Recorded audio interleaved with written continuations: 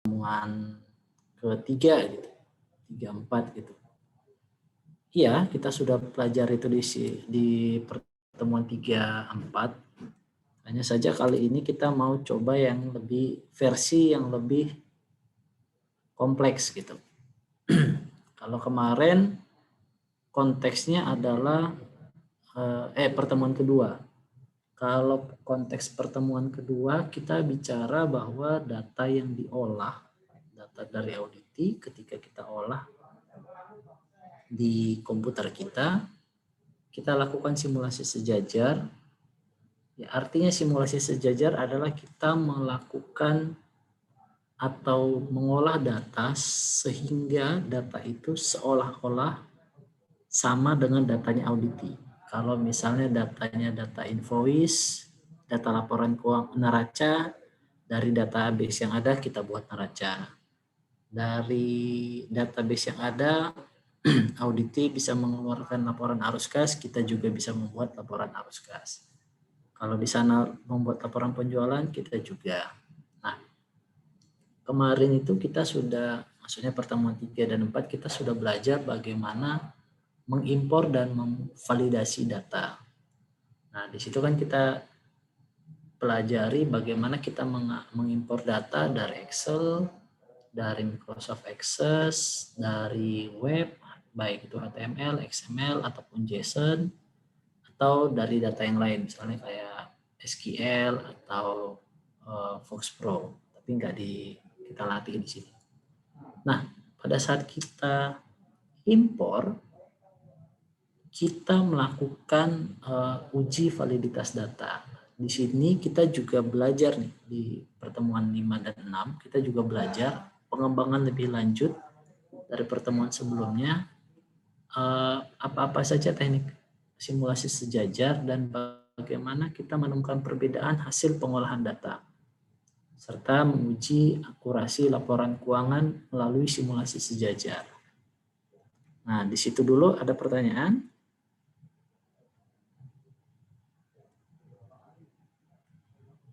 Oke, bisa kita lanjut.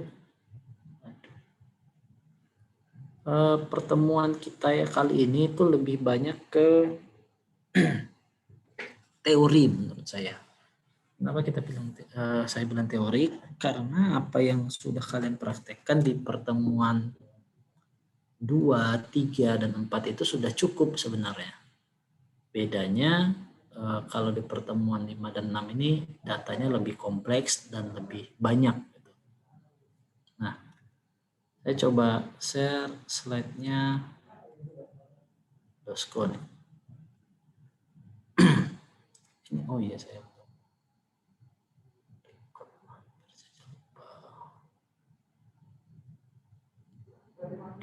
sebentar. Oke. Nah, kalau kita bicara validasi data, kenapa sih kita melakukan validasi gitu?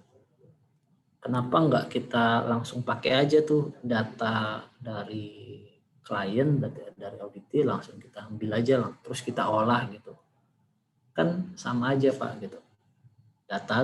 Datanya sama gitu ya. Terus kita lakukan simulasi sejajar, buat aja laporan penjualan, laporan pembelian, segala macam gitu.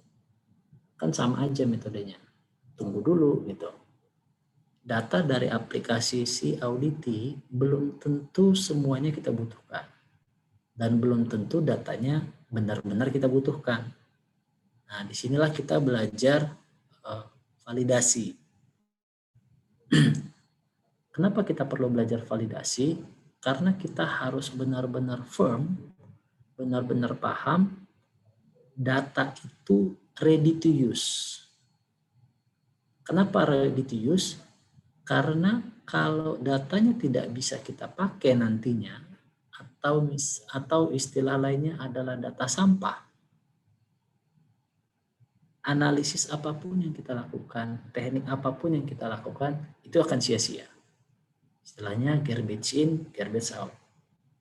Tapi ketika datanya itu sudah ready to use, datanya sudah bagus, bersih, apakah pasti akan menghasilkan data yang berguna atau laporan yang berguna? Belum tentu. Gitu. Sedangkan data yang bersih aja belum tentu menghasilkan laporan yang kita perlukan dalam penugasan karena tekniknya salah, apalagi data sampah. Itu konsep awal yang harus benar-benar kalian pahami. Kenapa data yang bersih, data yang valid itu perlu. Gitu. Kalau kita dalam penugasan ada istilahnya risiko risk based audit. Gitu. Kenapa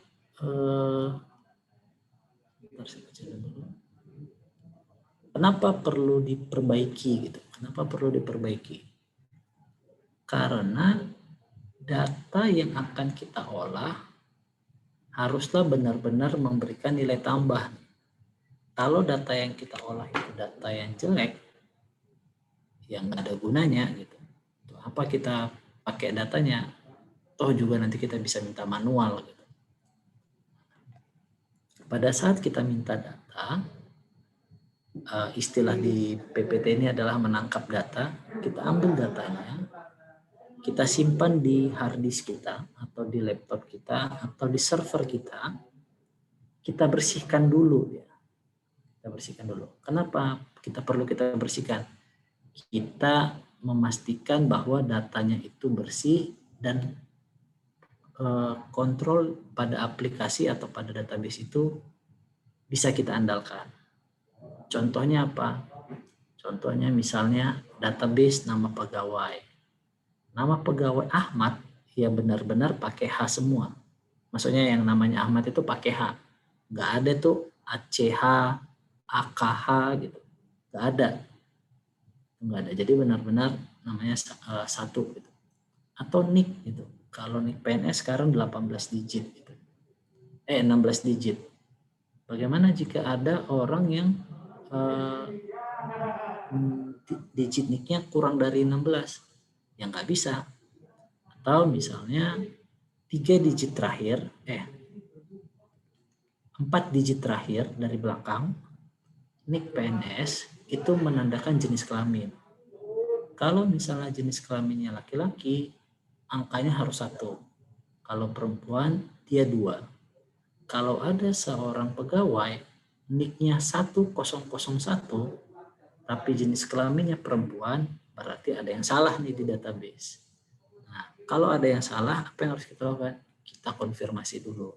Jangan-jangan memang ada kesalahan sistem, ada bug, bukan sesuatu yang disengaja. Nah, kalau dari proses pengambilan data tadi, menangkap database tadi, kita bisa melakukan pengujian atas pengendalian input. Nah, ngapain sih kita melakukan pengujian ini? Pengujian ini kita lakukan untuk memastikan datanya akurat. Akurat itu apa? Akurat itu contoh database pegawai pajak ya hanya ada data pegawai pajak, tidak ada pegawai perbendaharaan, tidak ada pegawai cukai, tidak ada data mahasiswa atau yang lain. Lengkap. Lengkap ini artinya biasanya kita mengkategorikan sebagai ruang lingkup.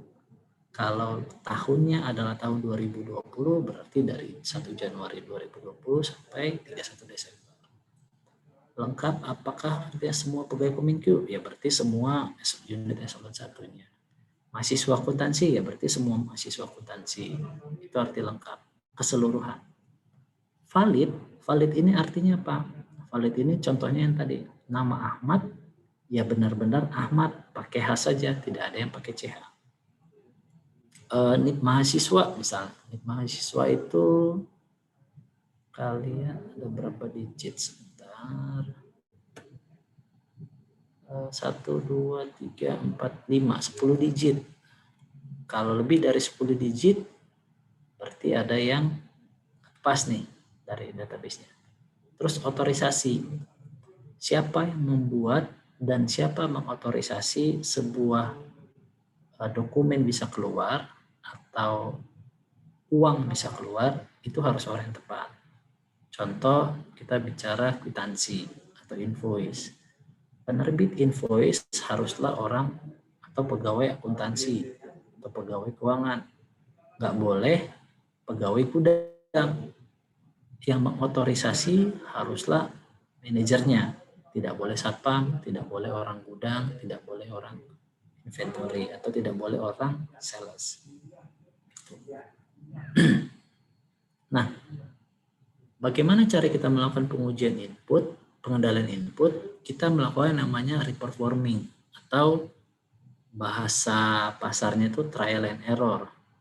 Coba aja, katanya, kata audit ini, aplikasi kami itu sudah canggih Pak, sudah bagus. Tidak mungkin ada NIK pegawai yang lebih dari 16. Tidak ada nomor induk mahasiswa yang lebih dari 10 digit. Atau nama sudah kami pastikan kalau namanya ke Indonesia gitu, Ahmad, bukan pakai CH, bukan pakai KH. Gitu. Atau validasi-validasi lain, atau tanggal misalnya. Nah, itu nanti kita coba, kita tes gitu, istilahnya trial and error. Nah, kalau masih ada yang salah, kita sampaikan ke manajemen, Pak, ini ada yang salah, masalahnya di mana. Gitu. Nanti kan pada saat kita melakukan reperforming ini, atau memasukkan data yang salah, kita harus mencatat apa tes pengujian apa saja yang kita lakukan. Contoh misalnya kesalahan penginputan kode akun. Kita catat tuh ada berapa transaksi, ada berapa pelanggan yang salah. Atau menginput jurnal yang nggak balance, ada berapa. Jadi kita catat tuh, kalau ada 10, ini ada 10 permasalahan. Ini permasalahannya di mana. Kalau di aplikasi, diperbaiki di aplikasi. Kalau di database, perbaiki database-nya. Kira-kira gitu. Yang 7 ini kan contoh nih. Ini harus bisa dipegang sama auditor. Lalu kalau datanya salah, terus mau diapain kan gitu. Nah, kalau misalnya datanya salah, konfirmasi saja gitu.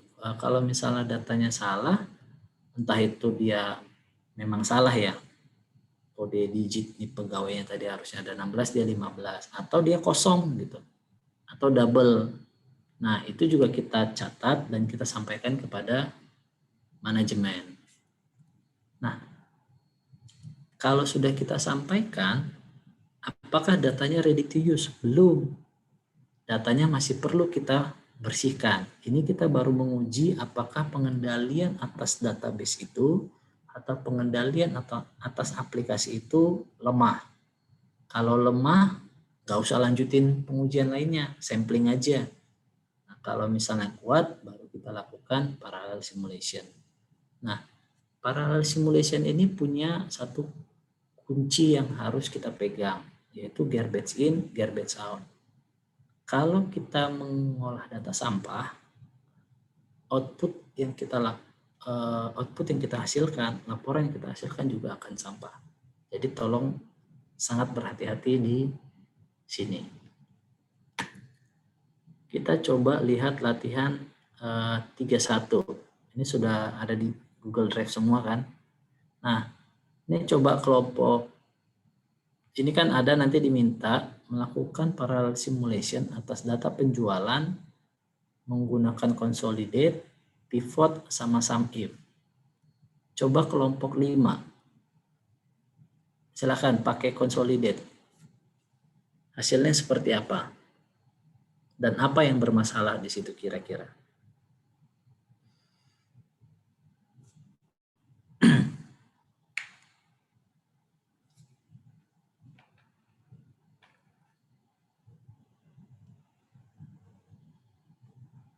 Silakan kelompok 5 ada Mbak Melani sampai Mbak Putri.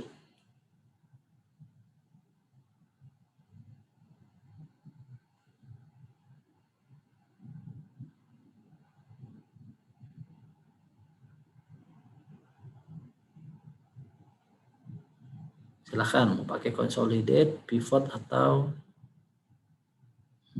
sum if. Ya Pak, di share screen atau bagaimana? Share screen aja. Langsung aja praktekin.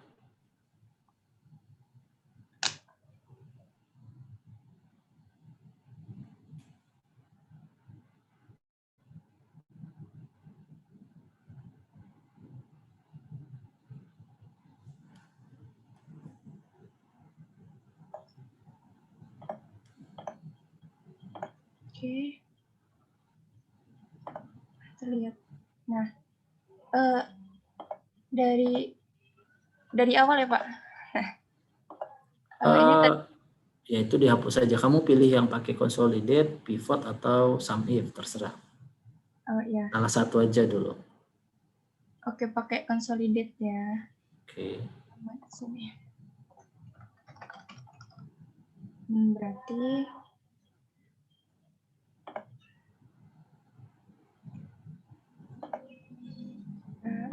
kita pilih consolidate.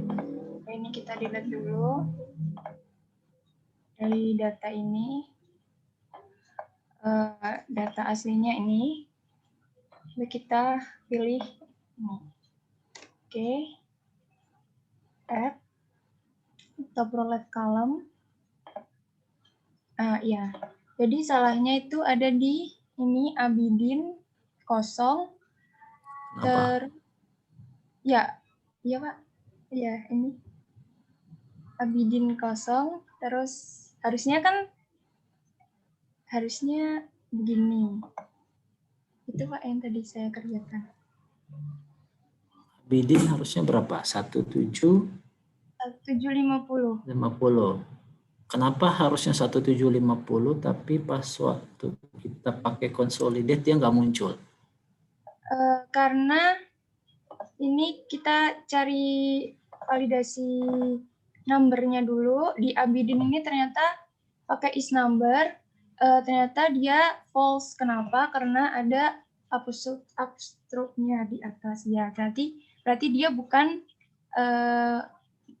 value, bukan angka. Makanya kita sama dengan value kan, baru yang benar pakai ini.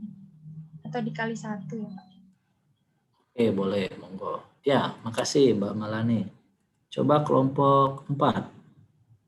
Mau pakai sum if atau pivot? Silahkan. Baik, Pak.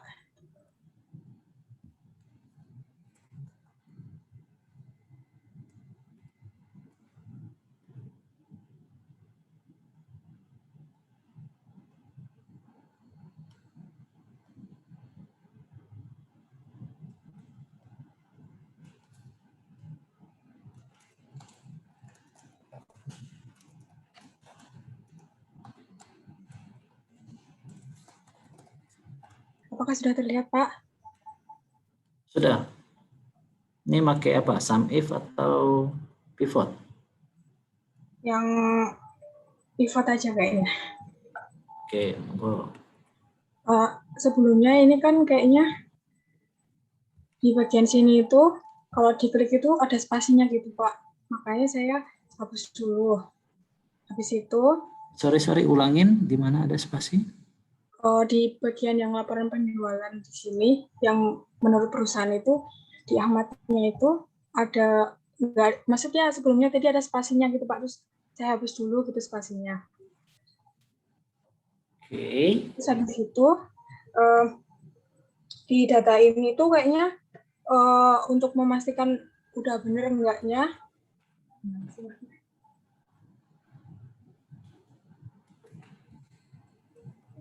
saya blok dulu, terus data value.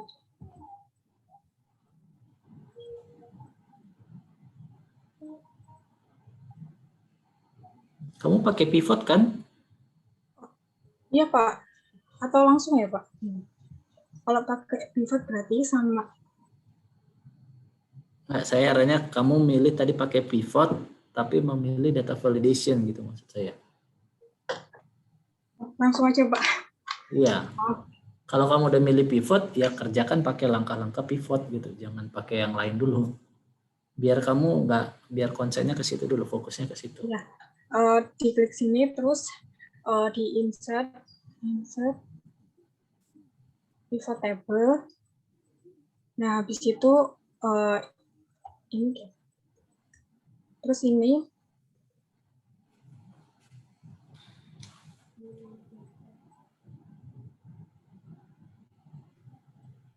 di sini. Sampai sini. Habis itu oke. Nah, ini yang kayak gini sebentar. Memang pivot begitu sebenarnya. Kembali.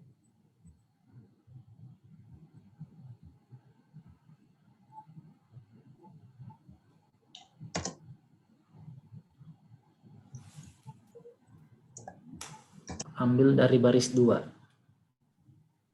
Ini ya, Pak? Iya, biar kelihatan judulnya. Pivot itu harus ngambil baris pertama lah. Ini kan karena baris pertama tadi judul transaksi gitu. Nah, ini yang namanya ditaruh di row, terus yang jumlah transaksinya ditaruh di value. Terus seperti itu, Pak.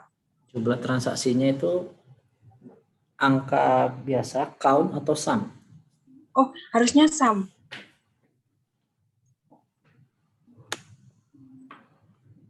Caranya gimana ya? Di bawah, jangan di judulnya, di angkanya. Iya. Ya, klik. Oh, itu nggak muncul. Klik kanan. Nggak, kurang ke bawah. Sininya. Yang pasti jangan muncul yang tadi. Klik kanan, nah di sini. Tanda plusnya itu agak besar ya. Klik kanan. Mana dia? Tapi di sininya, Pak. Atau gimana? Bentar ya.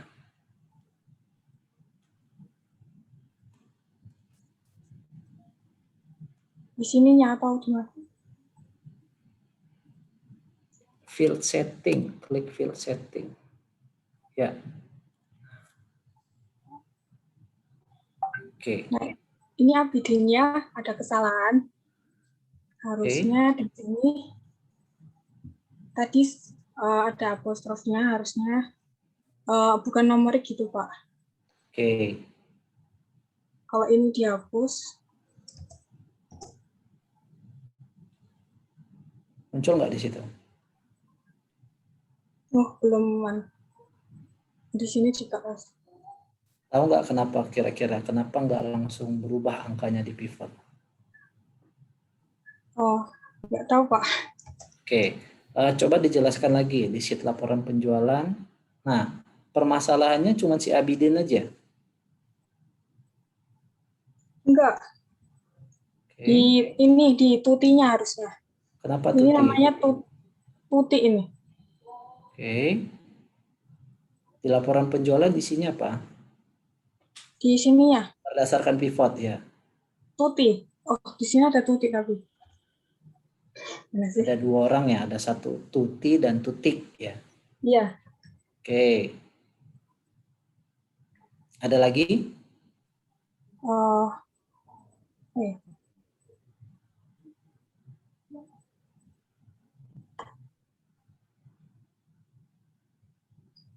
Kayaknya itu, Pak. Oke, makasih Mbak Martika. Kelompok 3 coba pakai sum if. Pak. Ya, makasih Mbak. Nanti kita diskusikan bareng-bareng. Silakan kelompok 3 siapa?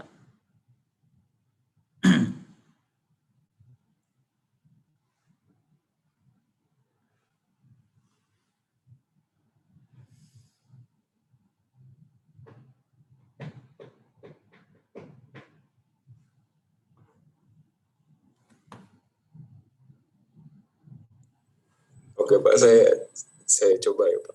Monggo.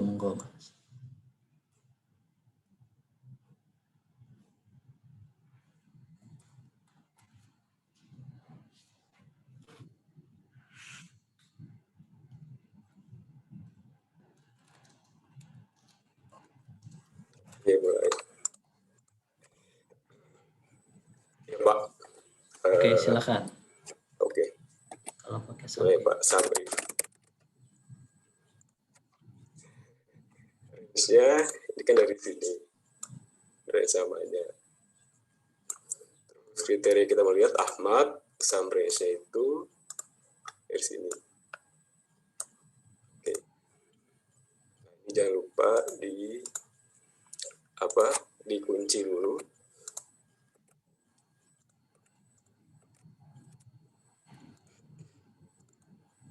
Ya.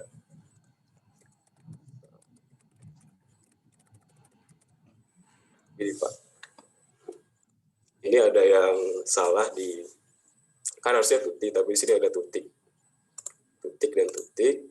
Terus ada lagi Ahmad. Ahmad itu namanya Pak ada beberapa spasi Pak. Nah di sini satu lagi Abidin. Abidin itu ini nih apa? Ada apostrofnya Pak. Coba sekarang kita ganti Ahmad, Abidin. Dari sini.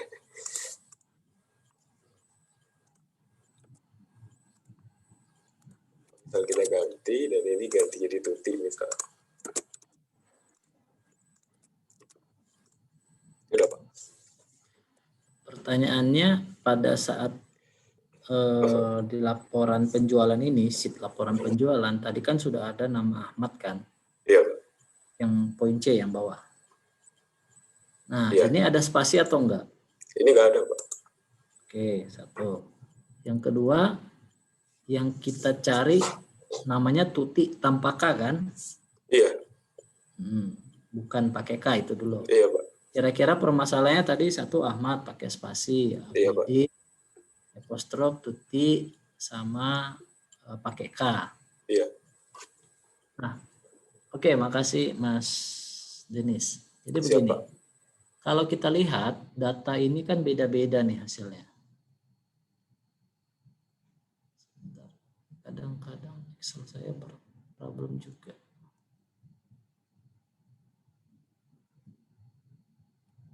Sebentar ya.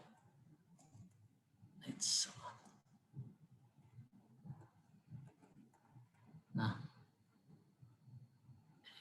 oke.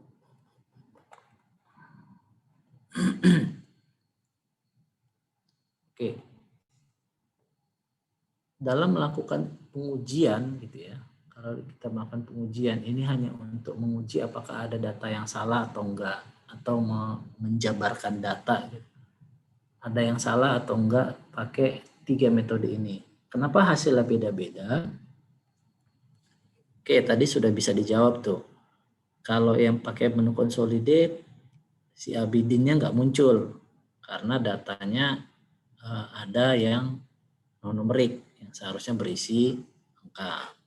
Kalau pakai pivot, si Abidin nggak kena tuh karena dia pakai summarize. Tapi kalau pakai count masih muncul. Terus di sini ada tuti dan tuti gitu. Kalau pakai sum if, si Ahmadnya kena karena di sini nggak pakai spasi, Abidin juga kena. Dengan asumsi di sini pakai summarize, bukan pakai count. Karena di sini summarize yang angka gitu. Yang di summarize itu angka, bukan nilai. Di sini juga ada nih. Oke, pertanyaan gini. Kapan kita pakai summarize? Kapan kita pakai bukan summarize? Kapan kita pakai consolidate? Kapan kita pakai pivot? Kapan kita pakai sum if? Kan gitu. Apakah ketiganya harus kita pakai atau salah satu saja? Atau kalau dua, apakah pengujian kita sudah maksimal? Berdasarkan pengalaman saya, tidak ada yang bisa menjamin bahwa 1 atau 3 sekalipun memastikan data itu sudah clear. Cara terbaik adalah melihat karakter datanya. Sebelum kita melakukan pengujian validasi di sini, kita harus mendapatkan informasi dari si manajemen. Informasinya apa? Informasinya di sini nih. Pojok kiri ini kelihatan. Oke, saya perbesar. Di sini nih. Laporan penjualannya adalah atas nama Ahmad sampai Susan. Jumlah transaksinya sekian, totalnya sekian.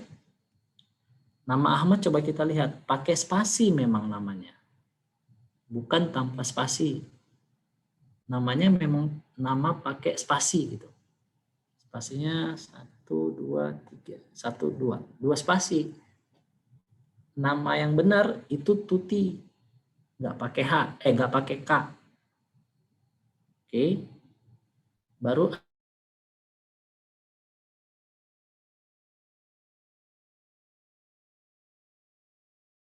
asetnya Bidin itu ada 1.200, ada 150, ada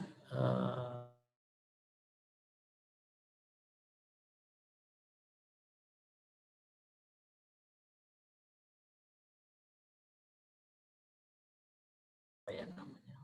Kita jejerin gitu ya. Ini saya pindahin ke bawah misalnya. Terus ini kita jejerin ke atas.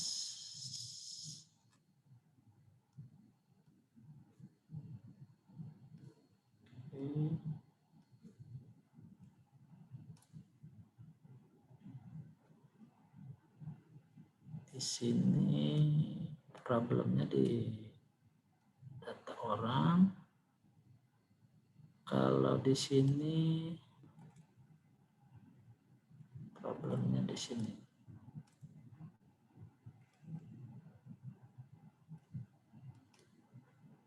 Ini kalau kita jejerin.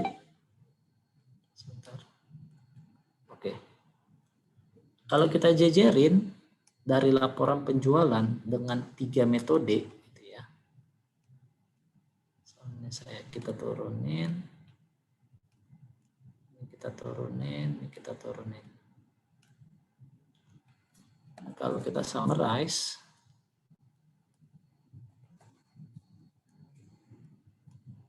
ini kan pasti hasilnya beda-beda nih ya.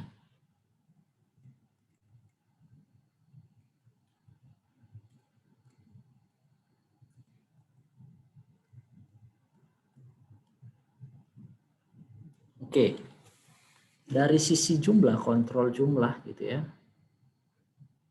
Ini mungkin sama gitu ya, mungkin sama metode consolidate sama metode pivot. Tapi ada problemnya dengan karakteristik masing-masing. Pertanyaannya adalah kapan kita mau pakai consolidate, pivot sama sum if. Ini kita sesuaikan dengan data si Ahmad ini. Data si Ahmad. Data manajemen. Kalau manajemen sudah ngasih tahu ada nama Ahmad, Rojali, Abidin, Tuti, Joni, Susan, bahwa datanya seperti ini, kita harus memastikan namanya Ahmad ini benar-benar nama Ahmad pakai spasi. Itu satu. Yang kedua nama Tuti nggak pakai K. Terus dari sisi angka ini bagaimana Pak? Karena Abidin kan pasti bisa sendiri nih. Kan gitu nih. Karena Abidin kan tadi 1.750, kalau Tuti 100, 800, 1.800, 2.000. Nah, sedangkan di sini ini benar nih 2.000. Totalnya berarti ada yang kebalik-balik nih angkanya sama siapa gitu. Nah, kalau kita pakai consolidate dari data ini, kan dia mengkonsolidate by name terus mensummarize jumlah transaksi.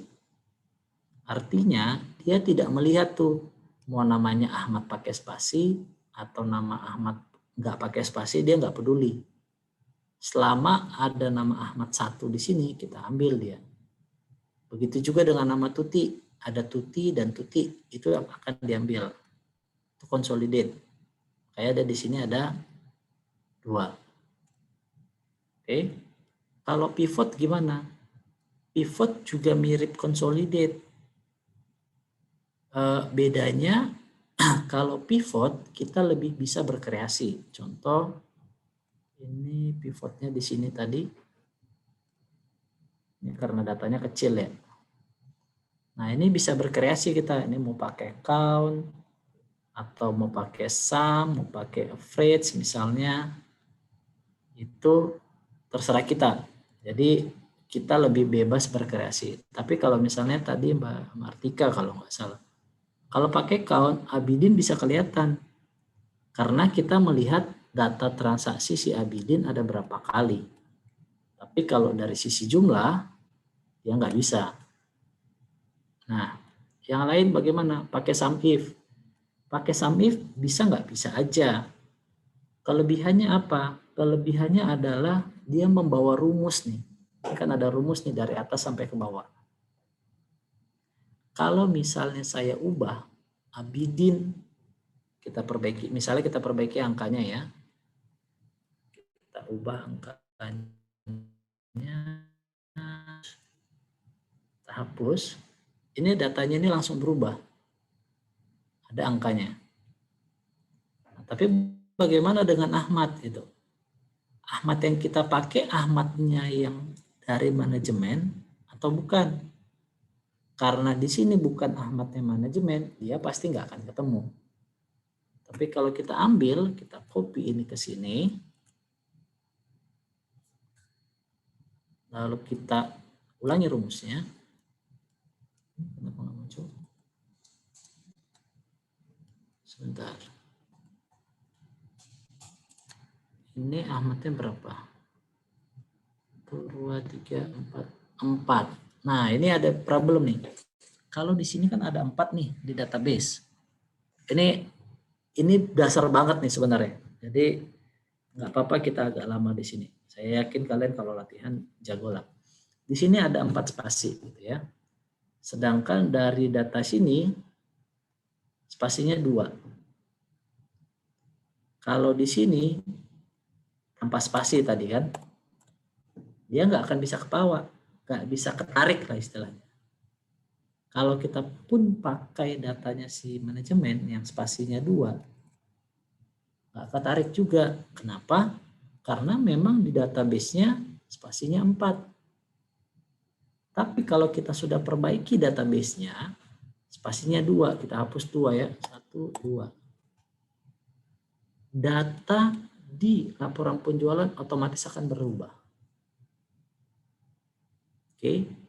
Nah, bagaimana dengan pivotnya, Pak? Pivot memang unggul dari sisi utak-atik data lah istilahnya.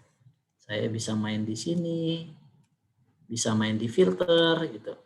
Mau main di sini bisa saya urutin, terus saya buat dia tabular form bisa.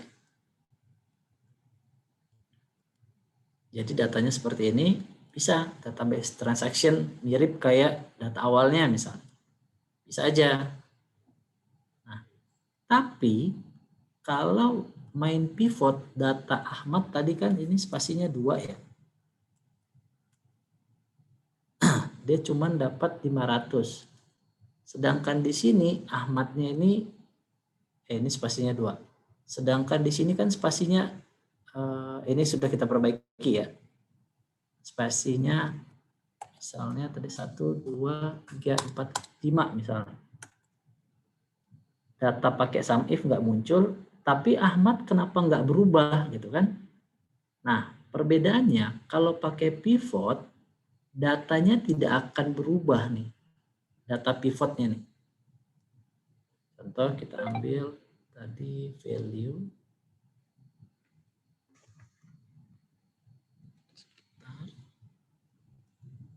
Ambil nih.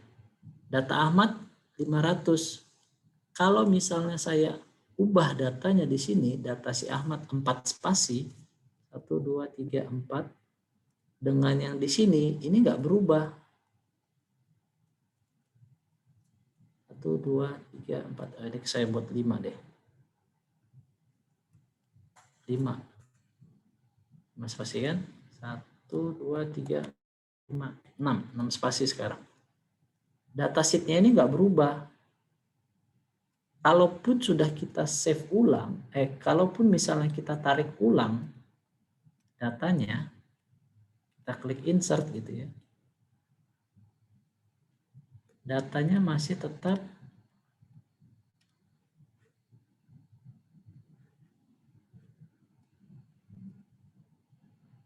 nol. Ada 2 nih sekarang nih. Kenapa ada 2? Nah, ini terjadi kalau ada 2 ini karena saya belum save nih. sebentar. Oh, salah nih. Ini data saya yang tadi nih. Ini saya ambil ubah dulu ya. Ini data di kelas sebelumnya soalnya. Jadi kalau misalnya tadi Ahmad, ini 6 spasi kan.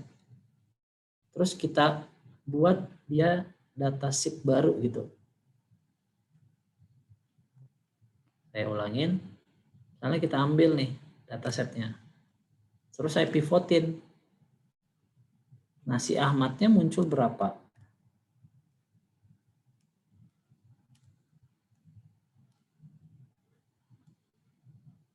Dia akan tetap 500. Tapi spasi si Ahmadnya ini, atau gini deh, Ahmadnya saya ganti 600 ya. Bukan. Ahmadnya ada 2 tadi. Jadi ada 2 nih. Satu yang Ahmad pakai spasi banyak, sama Ahmad yang ada spasi nih. Misalnya saya ganti ke sini nih. Nah ini data yang sudah kalian buat tadi di sini, itu tidak akan berubah maksud saya. Data pivotnya tidak berubah. Jadi harus berkali-kali atau mengulangi proses pivotnya. Sedangkan kalau di consolidate tinggal mirip kayak consolidate tinggal diulang. Cuman consolidate kan hanya bisa men-summarize per kategori atau kriteria. Bisa dipahami nggak kira-kira? Saya ulangin ya. Kalau pakai pivot, kalau datanya sudah kita pivotkan seperti ini, terus kita gunakan ke laporan penjualan, misalnya di sini, terus datanya ini berubah, misalnya Abidin bukan 1.200, 1.500 gitu. Siapa ya yang paling sedikit? Susan 250. Sebentar ya, Tuti 200, 900, 1.000. Saya ambil ini jadi 500. Kan harusnya jadi 1.400 nih Tuti. Ya kan? Tapi di sini dia nggak berubah. Tuti itu masih 100, ini jadi begini. Data sebentar ya. Ini misalnya Tuti tadi 100, ini kita ambil. Kita buat pivot di sini. Insert, saya ambil range-nya di sini. Kita ambil nama sama jumlah transaksi.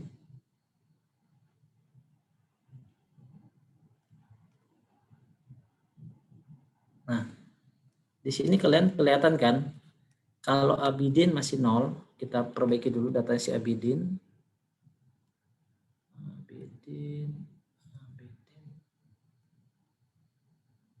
Kenapa si Abidin nggak muncul ya?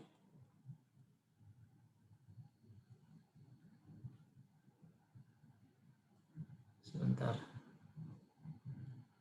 Saya heran kenapa Abidin nggak muncul. Oh, belum di save Pak. Sorry.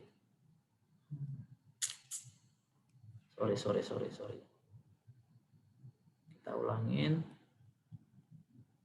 Saya save dulu. Ambil datanya. Nama, transaksi, summarize. Nah, kenapa nggak muncul ya?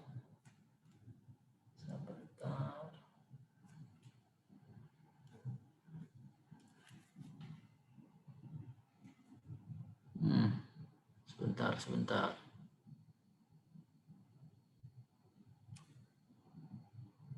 Sebentar saya ganti dulu ininya. Aneh nih.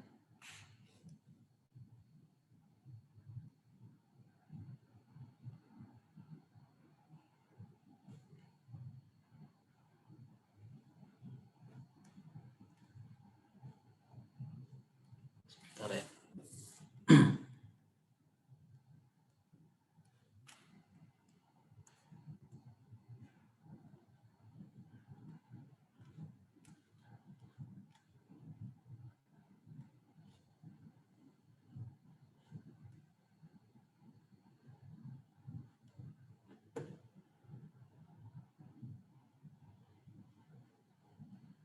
Ini saya pakai data yang lain deh. Di sini, ini saya pakai data latihan 33, tapi sumbernya sama. Di sini tadi Ahmadnya masih ada spasi, terus Abidinnya masih ada apostrof, ada nama Tuti dan Tuti. Oke. Nah, kalau kita pakai pivot, dia akan munculkan Abidin, Ahmad, yang pakai spasi, Rojali pakai I, Rojali pakai Y, Tuti pakai K, dan Tuti tidak pakai K. Angkanya segini kan. Lalu kan tadi kita udah tahu salahnya. Abidin itu harusnya pakai numerik. Kita hapus nih. Ini misalnya saya jadikan ini biar kelihatan. Abidin.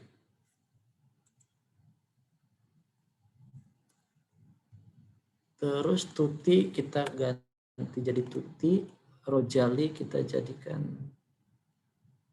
aslinya pakai I, perbaiki.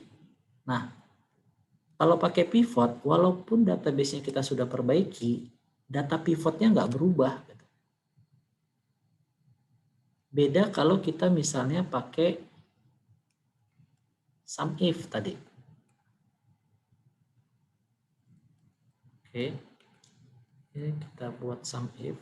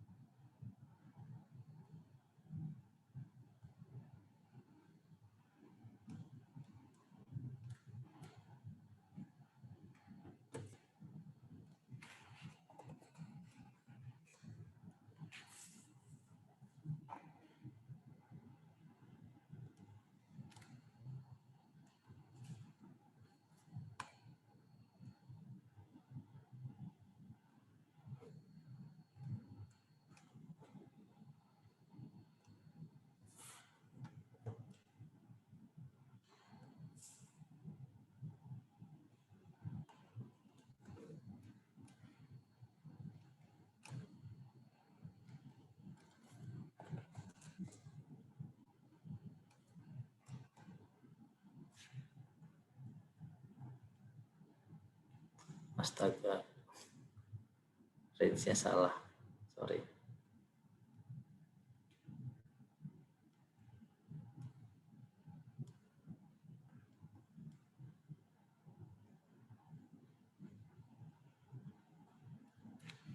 Terbalik.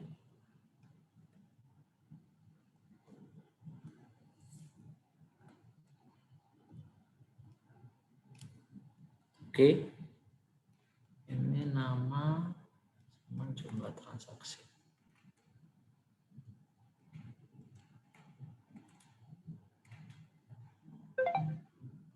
Kalau kita lihat, ini datanya masih data mentah ya. Kalau pakai pivot, oke, Ahmad masih ada. Bagaimana kalau kita sudah bersihkan datanya? Nah, kalau data Abidin misalnya kita bersihkan, oke, kita bersihkan, terus Tuti kita hilangkan pakai K, Rojali pakai I, data pivotnya tidak berubah. Perhatikan nih, data pivotnya nggak berubah. Tapi data pakai sum if, dia berubah. Kecuali si Ahmad nih, karena Ahmadnya tidak pakai spasi. Tapi kalau kita misalnya ganti dia, apa spasi? 1, 2, 3, 4 spasi, 1, 2, 3, 4, dia akan muncul angkanya. Itu perbedaan pivot sama sum if. Pivot mirip-mirip consolidate, cuman kalau consolidate dia satu kriteria bisanya. Bisa sih beberapa, cuman agak susah mengatur layoutnya. Sedangkan kalau pivot lebih gampang layoutnya. Kalau pakai sum if, rumusnya ngikut nih. Selama rumusnya benar, dia akan ngikut. Jadi kalau misalnya namanya di sini kriterianya ini saya ganti, satu spasi aja. Dia akan hilang. Tapi kalau misalnya saya tambahkan spasi, dia akan muncul. Atau kalau ininya saya hapus, Di sini saya hapus. Dia akan muncul. Tutik jadi tutik. Itu bedanya. Bisa dipahami nggak apa bedanya consolidate, pivot, sama sum if, dan penggunaannya? Bisa paham nggak kira-kira?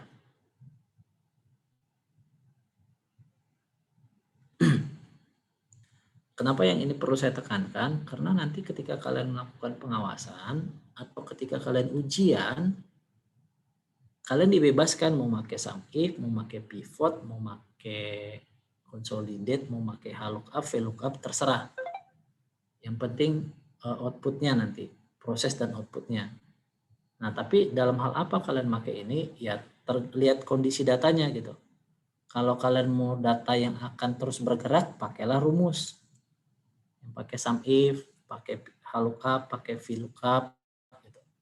Tapi kalau kalian mau datanya standalone, tidak berubah, pakailah pivot atau consolidate. Sampai di sini bisa paham?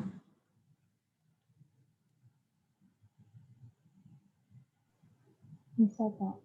Oke. Nah, kita lanjutkan sedikit ya.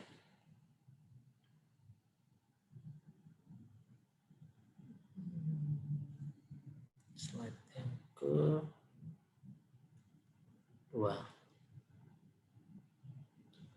Nah, dengan cara yang sama, kita juga bisa melakukan pengujian input tuh di database atau di aplikasi yang sudah dipasang data. Contohnya di latihan 32, stop. Ini kalau misalnya ini sudah ada beberapa data formatting. Tahunya dari mana? Bisa kita ngetes, ini saya jadikan 6000 misalnya. Langsung muncul. Atau misalnya ini saya jadikan 2025, langsung merah. Atau misalnya di data sini, dia saya mau ganti, misalnya saya tambahkan data transaksi baru, namanya Dennis misalnya. Dia nggak akan mau, karena dia sudah punya namanya data validation. Nah, data validation itu apa? Data validation itu kalau kita bicara aplikasi gitu ya. Ini kelihatan. Nah, kalau kita bicara aplikasi, sebentar loading.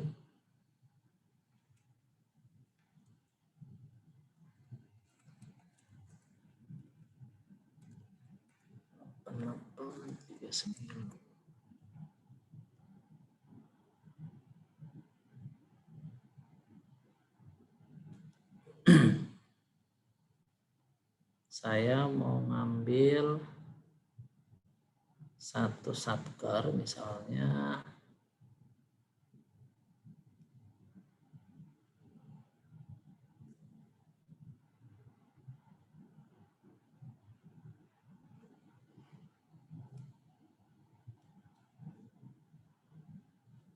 Lama.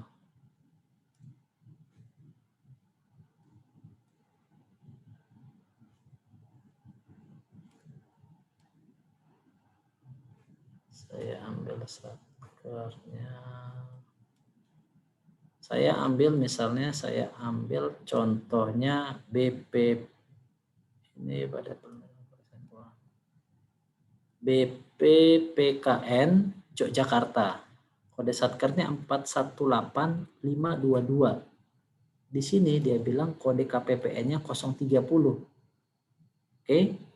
Satker ini mungkin yang kemarin masih fresh ingatannya, yang magang di KPPN, ada namanya mitra tuh. Jadi mitra KPPN saya, mitra KPPN Jakarta 2, nggak mungkin mitranya KPPN Jakarta 5 misalnya. Satker ini mitranya KPPN 030. Sekarang saya mau melihat data belanjanya misalnya ya. Saya ambil data pembayaran daftar SP2D per Satker. dia mintanya kode KPPN sama kode satker. Saya ambil kode satkernya, kode satker BPPKN Yogyakarta, tapi saya ambil KPPN Pekanbaru misalnya. Dia pasti tidak akan memunculkan database.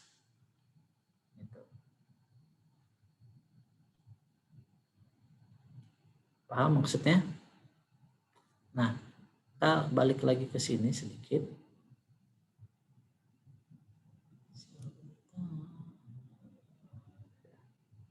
Nah, begitu juga dengan yang datasheet 32 ini.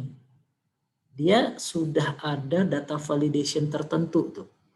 KPPN ini hanya bisa dibuka, satker ini hanya bisa di KPPN A. Data ini hanya bisa dibuka di sini. Gitu. Itu juga dengan ini. Ini kan contoh sederhana nih. Misalnya di latihan 32 tadi itu kita ganti tadi ini nggak bisa nih. Data validation-nya hanya bisa dari Ahmad sampai Rahmat misalnya. Atau jumlah transaksi, misalnya di sini kita pakai Abidin, data transaksinya saya mau buat 10.000, dia nggak akan mau. Atau minus 1.000, dia nggak mau. Nah, ini namanya trial, menguji aplikasi gitu. Apakah database-nya teratur atau tidak. Begitu juga kalau misalnya kita ambil data di sini nih. Ini tadi kita misalnya ambil jurnalnya 7.000 yang nggak seimbang, ya kan tidak balance. Atau misalnya di data 32C ini apa ya isinya itu C3, oh enggak, ini masih di sini. Di sini misalnya kita buat 1.000, di mana 1.000 ya? 1.000, dia nggak mau. Dia harus numerik dan harus balance. Kira-kira gitu. Pertanyaan sampai di sini?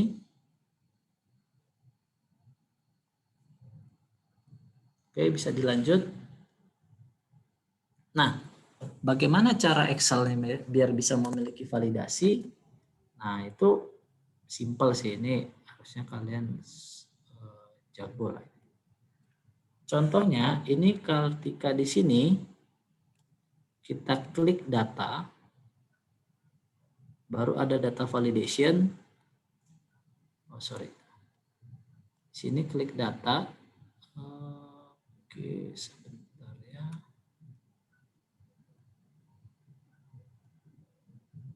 Ini oke. Sebentar.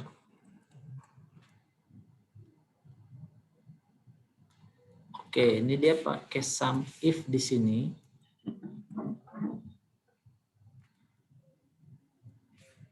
Dia ambil 5.000. Jadi di sini akan muncul sebuah pesan kalau misalnya dia ada data yang tidak sama antara ini dengan ini, jumlah debit dan kredit tidak sama, dia akan memunculkan pesan jurnal tidak balance. Kalau di tanggal, dia punya data validation tanggal, harusnya ada data validation tanggal.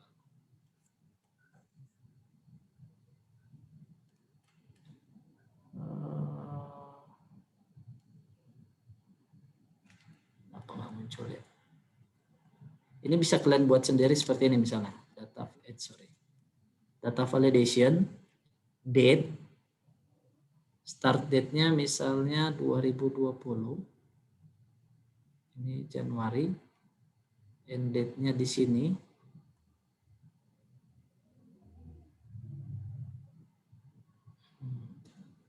Less than aja deh. Less than, saya ambil ini. Ntar saya pindahkan ke sini 31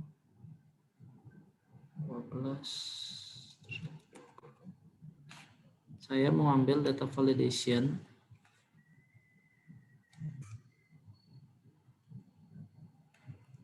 sampai baris 20. Date-nya saya bilang harus sebelum 31 Desember. Pesannya apa? Tanggal salah. Kalau misalnya saya input data baru, saya masukkan data 30 April 2021, dia akan memunculkan error, tanggal salah. Jadi data validation itu bisa ke sini, satu kolom, bisa beberapa kolom tergantung rumusnya, atau bisa pakai cara sederhana, pakai sum if. Gitu. Ada pertanyaan?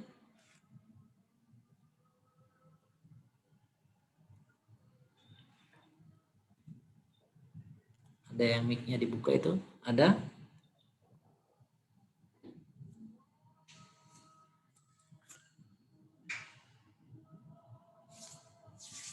Bisa izin bertanya, Pak. Silahkan, Mbak. Kenapa kalau salah bisa kuning merah gitu, Pak? Terus di rumus if-nya itu tuh kayak ada tanda yang lebih besar sama apa sih? Lebih besar dari sama kurang dari itu kayak digabung gitu. Itu maksudnya apa ya, Pak? Yang di sini tadi ya? Iya, Pak. Ini tadi merah gitu ya? Kenapa bisa merah gitu ya?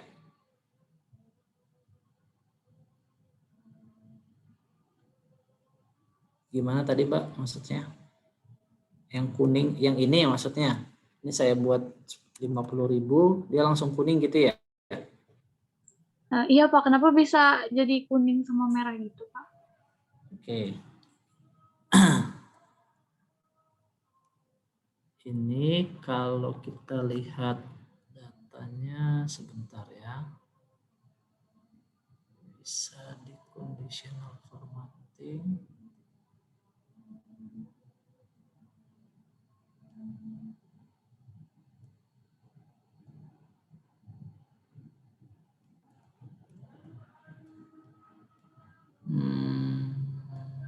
Sebentar.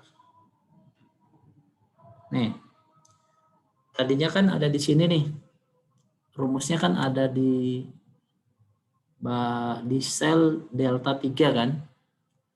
Kalau misalnya jumlah debit dan jumlah kredit tidak sama, munculkan pesan jurnal ada yang tidak balance. Oke. Selain di sini ada namanya conditional formatting nih. Kalau ada rulesnya nih di sini. Kalau misalnya formula ini terbentuk, kuningin dan merahkan gitu. Di situ dia. Kalau misalnya ada di sini apply-nya sampai misalnya baris berapa ya? 17. Terus kita lihat jurnalnya sampai baris 17.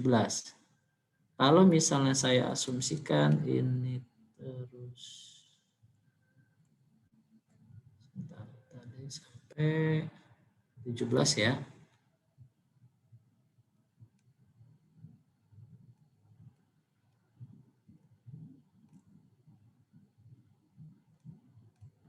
Kita ambil misalnya kita samakan saja ya.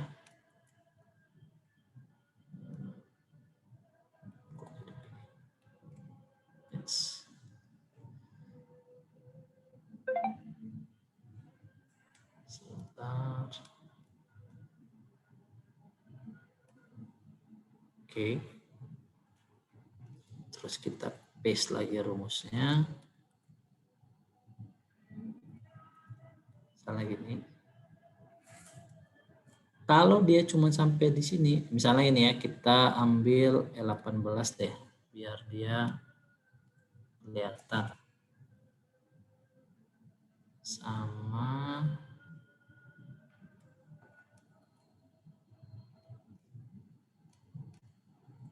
Ini jurnalnya salah ya, cuman maksud saya pengen menjelaskan ini.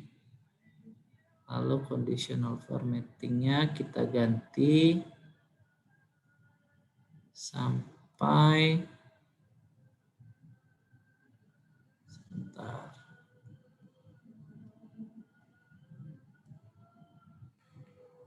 B5 sampai B18, B5, D5, D18, B5, 17, 18, ini 18. Oke, ini kita hapus. Ini sebentar, kenapa masih salah ya? Kita lihat lagi.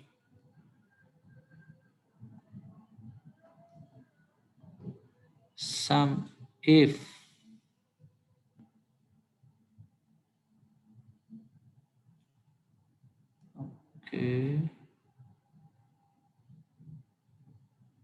oh, dia pakai ini, Deng. Sebentar, ini jurnalnya saya ganti.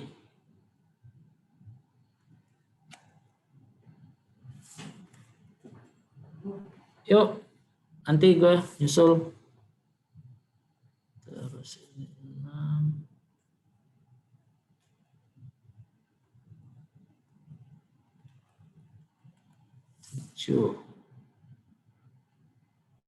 Oke, gas ini masih muncul.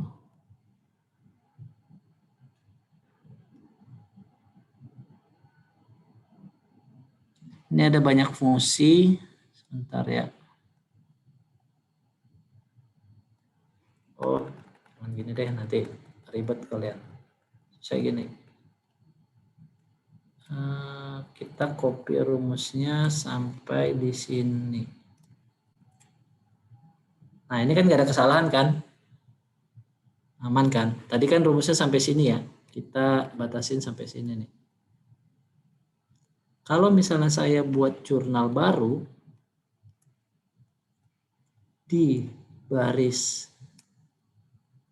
18 atau di baris 19, dia nggak akan berubah walaupun ini saya bentar, tanggalnya ini tadi data validationnya oke. Walaupun ini saya ganti ke 2002, ini nggak bisa, ini semua nih. Jadi tergantung validation yang ada. Kalau validation yang kuning-kuning tadi, dia hanya melihat jurnalnya. Kalau jurnalnya benar, debit dan kreditnya sama, dia nggak kuning. Tapi dia dibatasi nih tadi. Dia hanya sampai baris 17. Begitu juga dengan data validation yang ada di sini. Dia hanya sampai baris 17. Jadi memang terbatas gitu. Kalau misalnya kita nambahin di sini di sampai baris 17, ya dia bermasalah. Tapi kalau misalnya kita buat ke sini, dia nggak akan muncul. Yang ini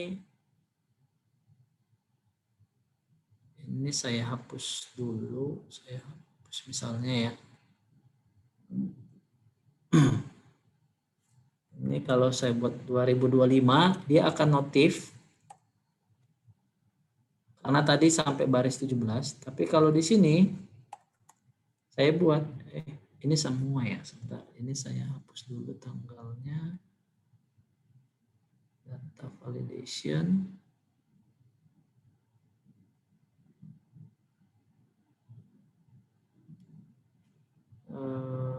Saya clear dulu. Hanya sampai baris 17. Data validation date tidak boleh lepas dari sini. Oke, dia sampai baris 17. Kalau ini saya buat tahun 2021, loh kok mau? Sebentar. Data validation. Saya hapus dulu. Clear all.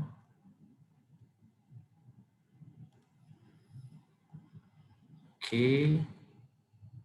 Saya sampai sini. Data date last before.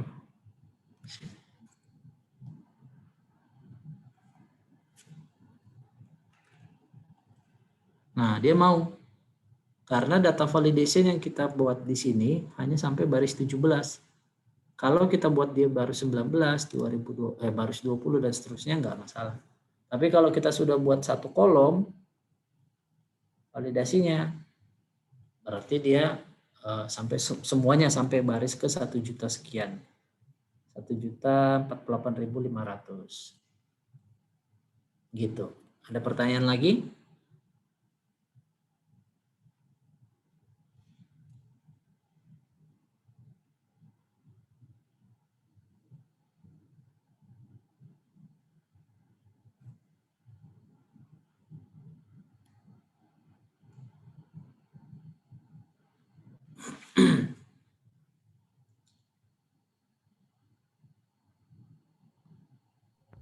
Izin bertanya Pak.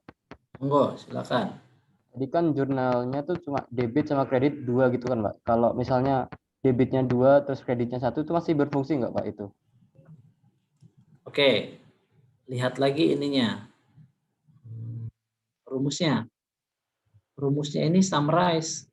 Summarize 1 delta 5 sampai delta 17 dibandingkan Eko 5 sama Eko 17. Jadi kalau misalnya di sini ada, nah misalnya 1000 misalnya ya.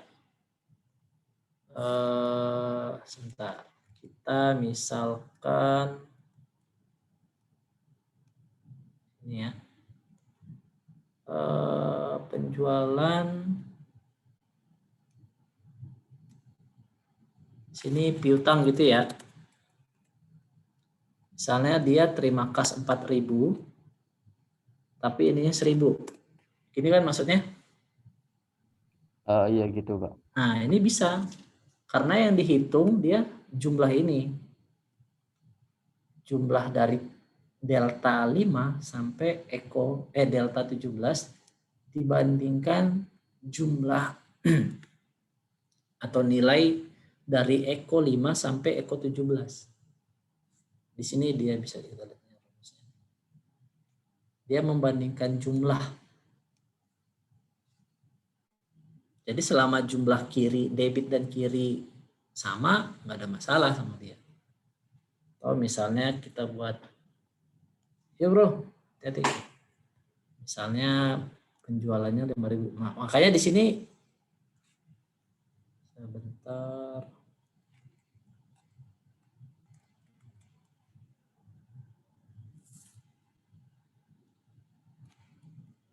Oh, nggak bisa ya. Sebentar. Nggak bisa ini. Sorry Mas Joko, nggak bisa dia. Oh ini sebentar.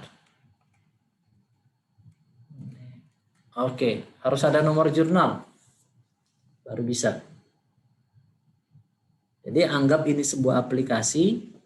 Kalau misalnya kita input jurnal yang tidak sama, dia menghasilkan error atau enggak? Atau menghasilkan notifikasi atau enggak?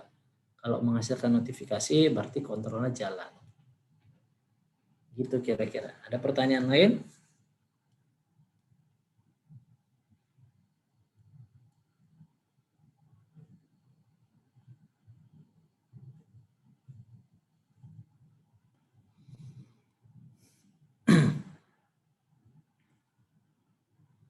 Kalau tidak ada, nanti kalian di rumah latihan dulu. Saya nggak usah praktekin lagi yang kayak kalian sudah jago pakai pivot, pakai consolidate, pakai VLOOKUP, pakai HLOOKUP, pakai sum ifs, sudah jago lah menurut saya. Sini ada beberapa latihan di EDP audit, latihan 7 jurnal sama latihan 3, 4B updated gitu. Sama yang 4C gitu. Itu tolong dicoba sendiri masing-masing. Kalau misalnya ada yang gagal atau nggak pas, tolong didiskusikan ke saya, bisa ke grup atau ke email atau langsung ke WA saya juga nggak masalah. Nah, kenapa nggak usah saya praktekin lagi kayak biasanya? Karena datanya besar gitu. Jadi menurut saya kalian coba aja sendiri. Lebih afdol kalau saya. Nanti kita coba saya buat latihan yang versi yang lebih kompleks. Datanya mirip-mirip kayak tadi. Sebentar, saya buka dulu datanya.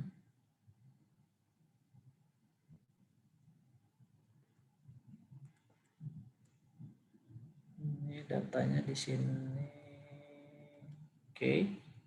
Ini data jurnalnya. Kalian silahkan buat sendiri. Nanti kalian diminta menyusun. Aduh.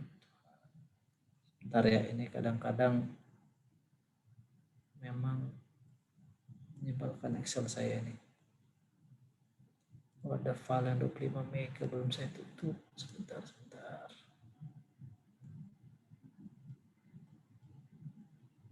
Oke.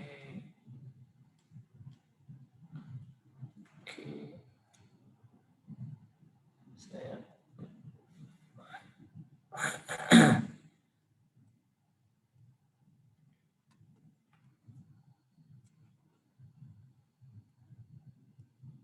ini ada filenya. Di sini ada jurnal. Kalian sudah dipandu kalau jurnalnya, kalau kode akunnya 11101 itu akan nama akunnya adalah akun kas kecil. Kalian diminta membuat neraca saldo nih, versi auditor.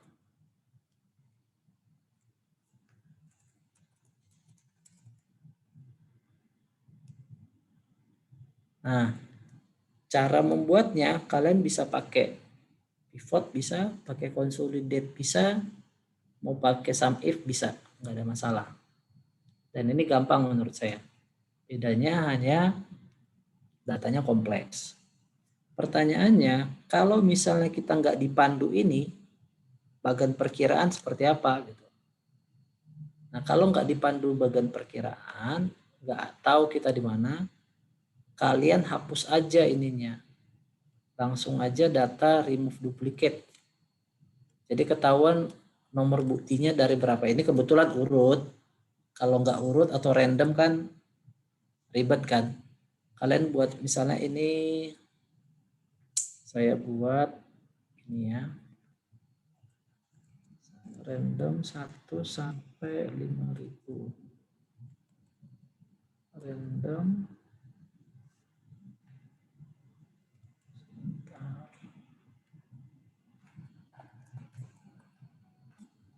Random between, batas tertingginya 5.000, batas terendah 1 ininya 5.000. Misalnya di sini ada nomor kwitansi nih. Nomor kwitansi gitu ya. Akun lah. Nomor akun yang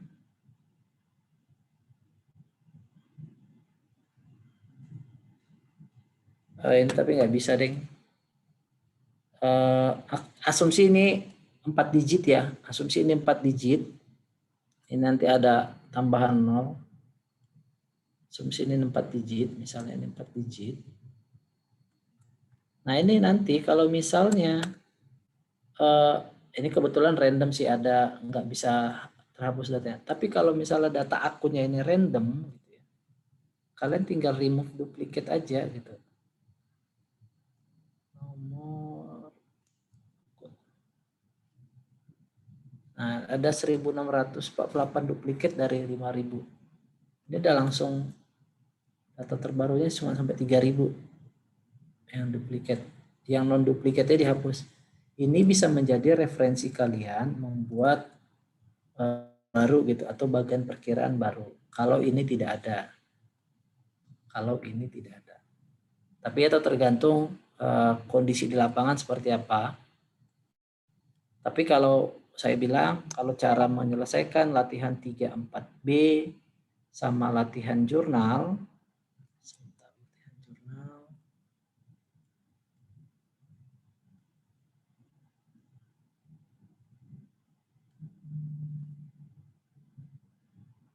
yang PDE,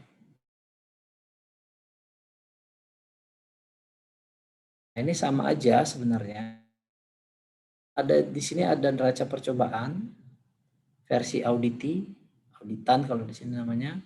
Ini ada jurnalnya, ada bagian perkiraannya, terus dibuat seperti ini. Ya, kita harus bisa buat seperti ini gitu. Nanti mungkin ketika ujian dia lebih kompleks. Kalau di sini sudah ada bagian perkiraan atau nama akunnya, nanti kalau disuruh buat mungkin neraca. Disuruh buat misalnya neraca.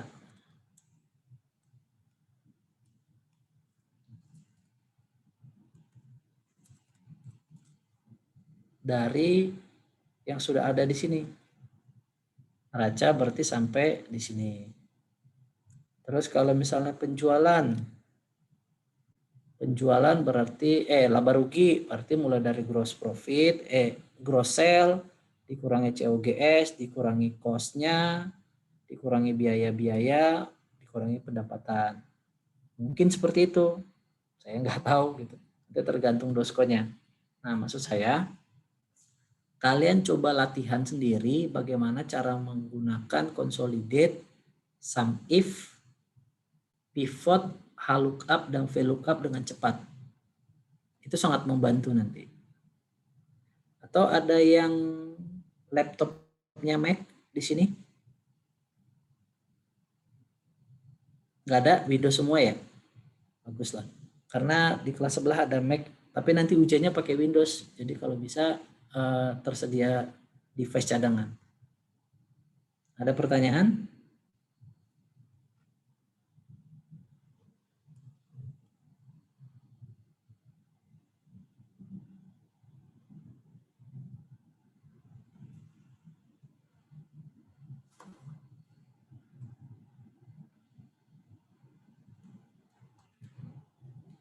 Ada? Nanti saya kasih itu aja ya, saya kasih assignment aja ya, karena suara saya lagi serak. Ini banyak banget soalnya yang saya kerjakan nih di sini. Saya kebut. Ini banyak banget. Ini kalau bisa kalian ikutin. Ini ada banyak apa ya? Banyak latihan gratis menurut saya.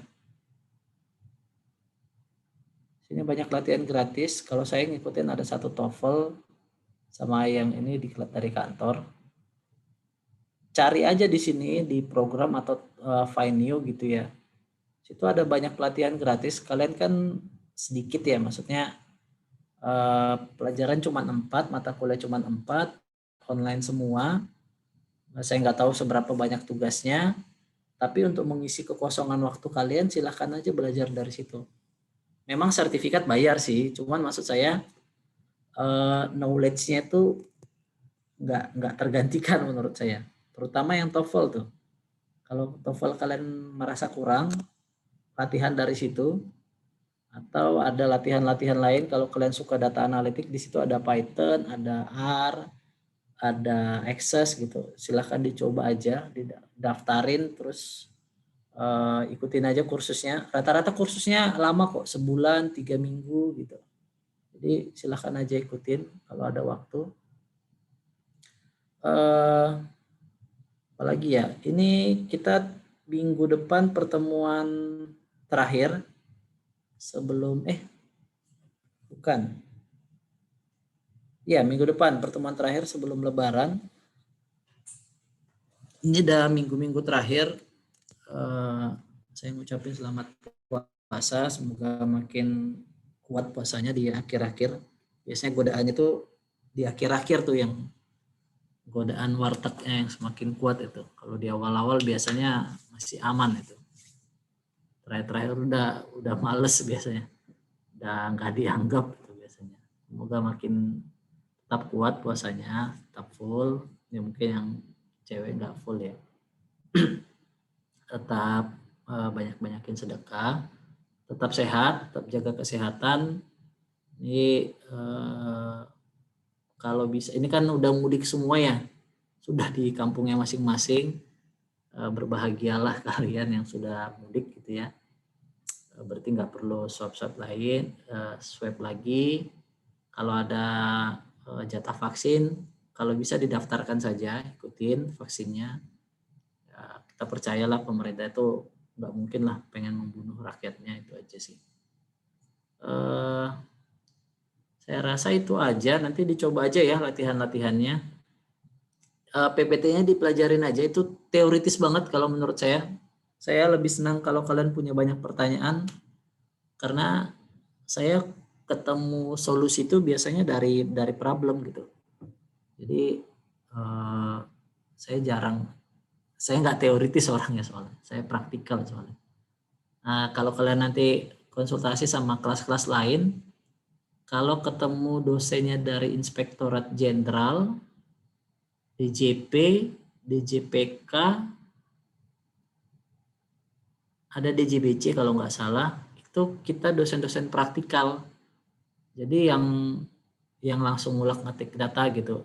Jadi kalau teoritis kita jarang paham, cuman kita coba sampaikan ke kalian konsepnya itu seperti apa sebenarnya, konsepnya. Teorinya silahkan pelajari sendiri, tapi konsepnya yang kita coba sampaikan ke kalian, bagaimana rumus sum if, VLOOKUP, HLOOKUP, dan pivot itu sangat-sangat berguna, percayalah. Nanti kalian masuk mau datang duduk dikasih meja gitu, di ujung-ujungnya kalian kasih data, bisa nggak membuat data ini, bisa nggak menginput ini, nanti kalian akan pelajari lah di dunia kerja. Saya yakin kalian lulus lah kalau cuma ujian praktek teori gampang lah itu. Nah, yang saya harapkan kalau kalian sudah punya skill, nanti kalian sudah bisa jago ngutak-atik data, saya harap kalian punya satu soft skill namanya percaya diri, PD. Ini jarang dimiliki oleh pegawai. Dan biasanya anak stan itu pemalu, walaupun sebenarnya dia berisi. Ini bukan konsep ilmu padi ya, makin berisi makin merunduk, bukan. Saya tidak menyalahkan peribahasa itu, tapi kalau kalian sudah di dunia kerja, diberi tugas, beranilah mempresentasikan. Itu banyak teman-teman saya yang gagal karena dia gagal presentasi. Simple. Bahan presentasinya jauh lebih bagus dari saya. Jauh lebih berbobot, jauh lebih berisi. Tapi dia tidak bisa mempresentasikan.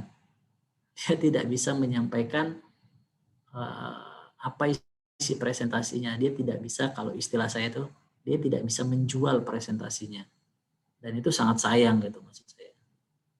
Nah, nanti kalian kan ini ada tugas akhir ya. Saya nggak tahu kalau zaman saya itu tidak dipresentasikan. Kalau kalian saya nggak tahu apakah dipresentasikan atau enggak. Dipresentasikan nggak sih? Enggak ya? Tidak, Oke.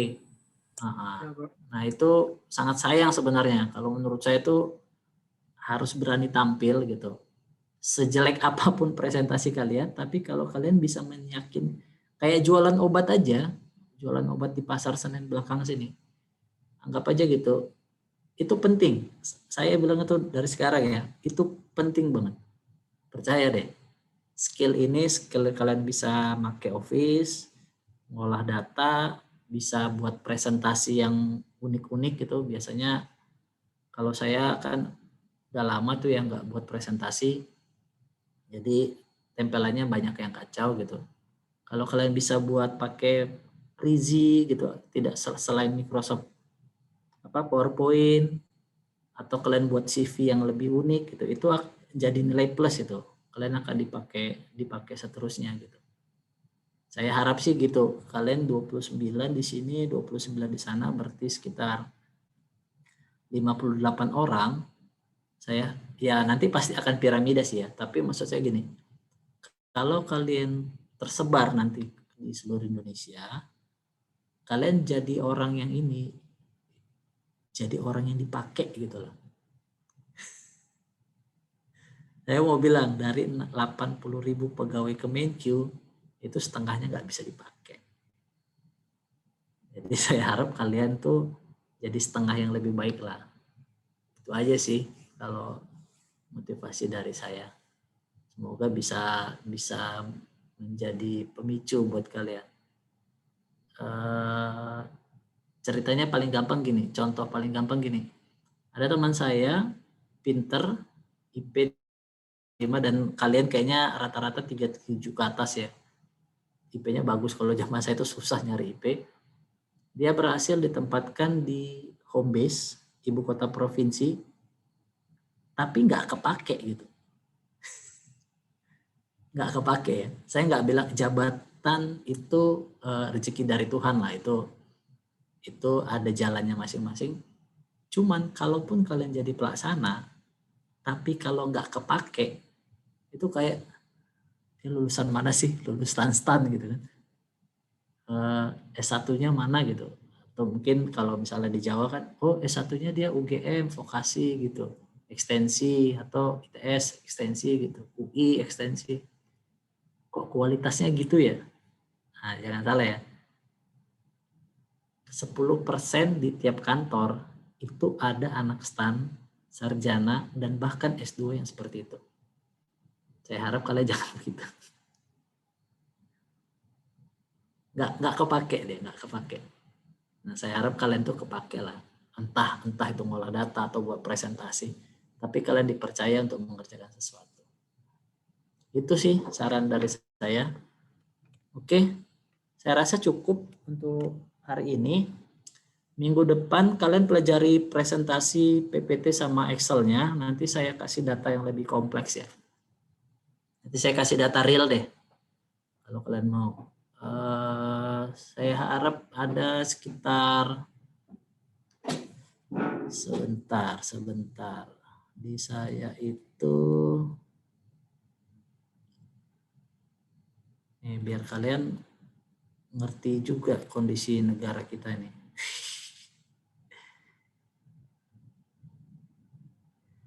Ini saya close dulu. Sebentar ya, ini 25 mega soalnya. 40 megabyte file. 46, sekian.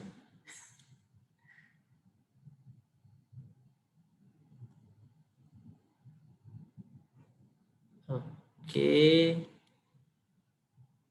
Saya kasih kalian datanya, nanti saya ubah dulu. Ini kalau semuanya, nah ini buat ini aja sulit.